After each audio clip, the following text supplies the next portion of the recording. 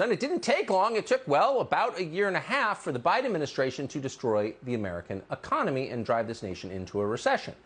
Now, the Biden administration won't admit that we're in a recession. In fact, they've tried to redefine the word recession, just as they've redefined the words democracy and racism and woman. But you don't need to know what the word is to know what is happening. If you live here, you see it every single day. We're in a recession. The economy has been shrinking all year. Real wages are at record lows. And at the same time, inflation is the highest it's been in the lifetime of most Americans. So call it whatever you want, but it's a recession, and it's scary, and they're ignoring it. We're going to spend the next hour investigating how exactly this happened. How did they tank the economy so fast, and what does it mean?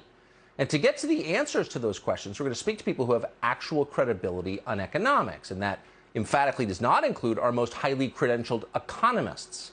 People who, like the public health experts we've watched for the last 2.5 years, have thoroughly beclowned and discredited themselves. A year ago, right about the time he told us that vaccines will absolutely prevent you from getting or transmitting COVID, Joe Biden was asked about, hey, what happens if we go into a recession? In response, as he invariably does, Joe Biden invoked highly credentialed experts. Watch this. We also know that as our economy has come roaring back, we've seen some price increases.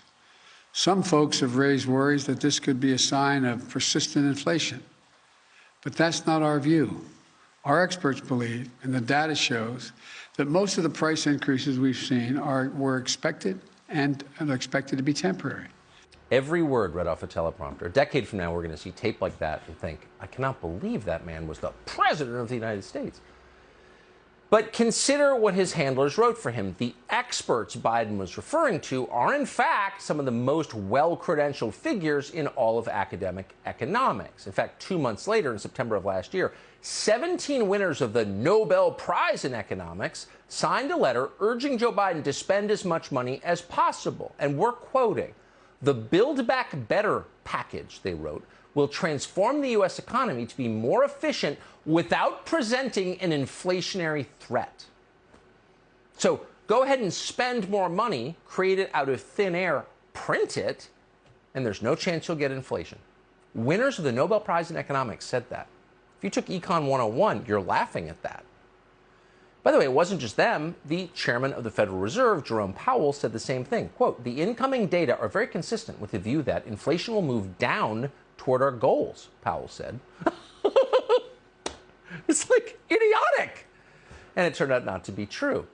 Now, the remarkable thing, the way you know this isn't simply incompetence, they did this on purpose, is what happened when these so-called experts were exposed as frauds, which they are. Not a single one of these eminent Nobel Prize-winning economists ever apologized for the letter they wrote or even explained how they got it wrong.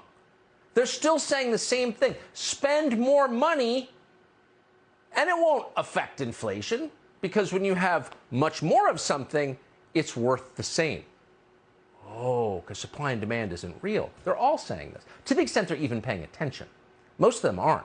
They're way off into lifestyle liberal land, like they all are. They're worried about trans rights. The St. Louis Fed, for example, one of the most important financial institutions in the United States, one of the banks that make up the central bank.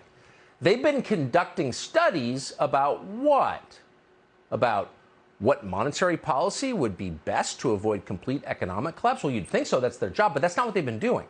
Instead, for the past month, we're not making this up, the St. Louis Fed has been meditating on equity, a term that no one can really define, but clearly means your life, Mr. and Mrs. American, is about to get much worse. So just as Joe Biden ordered when he took office, equity is now the top priority of the Federal Reserve Bank of St. Louis. Again, books will be written about this years from now, and no one will believe it actually happened. But it's real. Take a look at their website. Some of the top articles on the website, on the blog of the St. Louis Fed include, quote, "Racial and ethnic disparities in access to COVID-19 relief. COVID-19 disruption by race, ethnicity, and geography, the role of diversity in public institutions, and reducing racial employment gaps for young adults without college education." Now, again, this is not a syllabus from the sociology department at Brandeis. This is the Fed.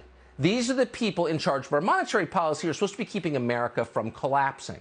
But they're ignoring their actual job in favor of pretending that they're professors at Brandeis. It's lunatic. And they're still talking this way.